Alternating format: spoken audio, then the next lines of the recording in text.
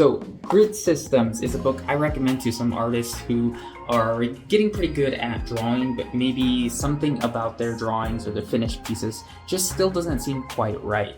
And a lot of what is missing is actually some of the principles of graphic design. Now, Grid System is really good for somebody who, say, makes cover art or makes art that isn't just supposed to be a standalone piece of artwork itself that would go in the frame.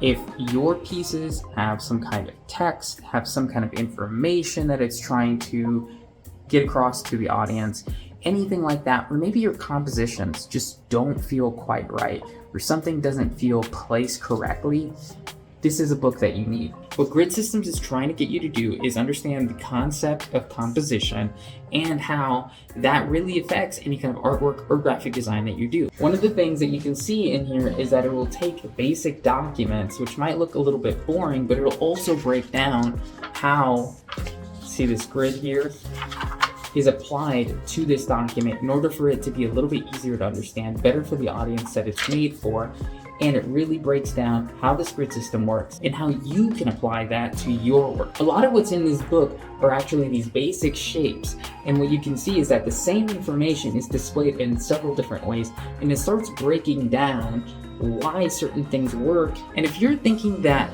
grids are really kind of this boring thing, I don't really want to work on just a grid that is very formulaic, that it's going to follow the same thing every single time and I can't get creative with it, you can still get really creative with what you're doing. There isn't just one single answer to what it is that you're looking for, but there's a lot of different options, and you have to break it down to the basic forms of what you're trying to display so you can really understand how your composition is going to work and what's going to work best for the project that you're doing. If you're able to apply these grid systems to some things that are normally not looking like they're fitting a grid, right? You've got this which is all tilted. It's not necessarily just this perfect 90-degree angle everywhere.